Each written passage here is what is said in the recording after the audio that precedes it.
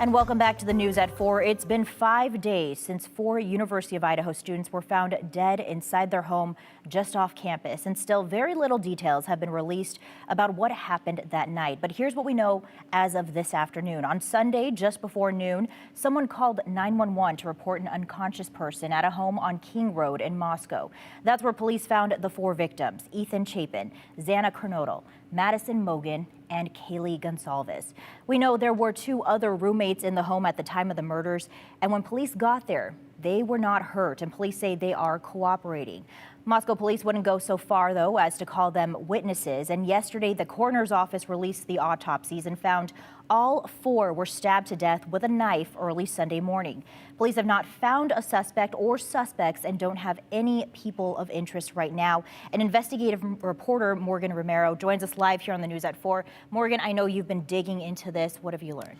Yeah, we did learn today, Shira, that the Latah County Coroner believes it's likely that at least some of the 4 victims were asleep at the time. She wouldn't specify which of the 4 victims. We also know that this happened in the early morning hours of Sunday. That is confirmed. The coroner tells 7 Investigates bed sheets were taken from the home for testing, but she couldn't speak to any defensive wounds or the specific time of death on Sunday morning. Police put out a clearer picture of the hours leading up to the attack. They released a timeline and the locations of where all 4 victims were before they were murdered at their home on King Road in Moscow. This horrific attack on 4 college students happened less than a mile from the University of Idaho campus. Sororities and fraternities and their out-of-houses are mostly centralized in this area. New information from Idaho State Police reveals 2 of the victims, Ethan Chapin and Xana Kernodle, were together Saturday night, November 12th. They went to a Sigma Chi fraternity party across from their home on King Road from 8 to 9 p.m. The other 2 victims, Kaylee GonCalves and Madison Mogen, were at the Corner Club on Main Street. It's about a mile and a half away from the home on King Road. Police say they were there from around 10 p.m. to 1:30 a.m. After leaving the bar, the girls went to the grub truck just down Main Street from the Corner Club. It's about a 6-minute walk. They're seen in a video from the food truck, ordering food around 1:40 Sunday morning. U of I students tell us it's a common weekend routine to go from the Corner Club to the food truck. Idaho State Police says all 4 victims were back at the King Road house, a little more than a mile from the food truck, by 1:45 a.m. Sunday, November 13th. What unfolded after that is unclear. It wasn't until noon on Sunday police received a call of an unconscious person. When they got to the home on King Road, they found the 4 victims, Ethan, Xana, Kaylee, and Maddie, dead. They confirm all 4 were stabbed early Sunday morning.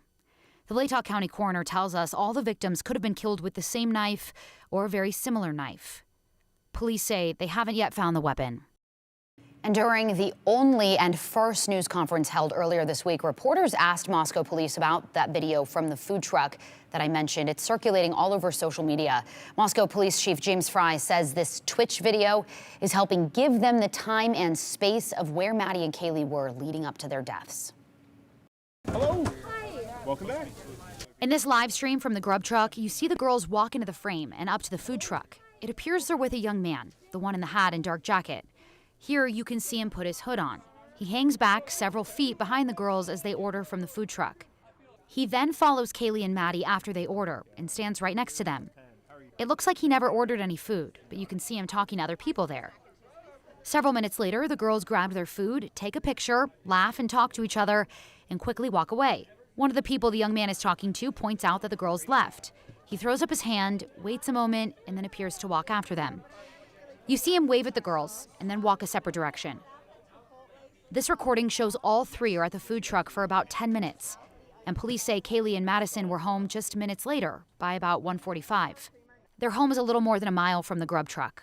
A University of Idaho student who says he's friends with the victims told us this young man was with the girls at the Corner Club before this. ISP says authorities contacted the young man in the video, and they interviewed him as part of the investigation.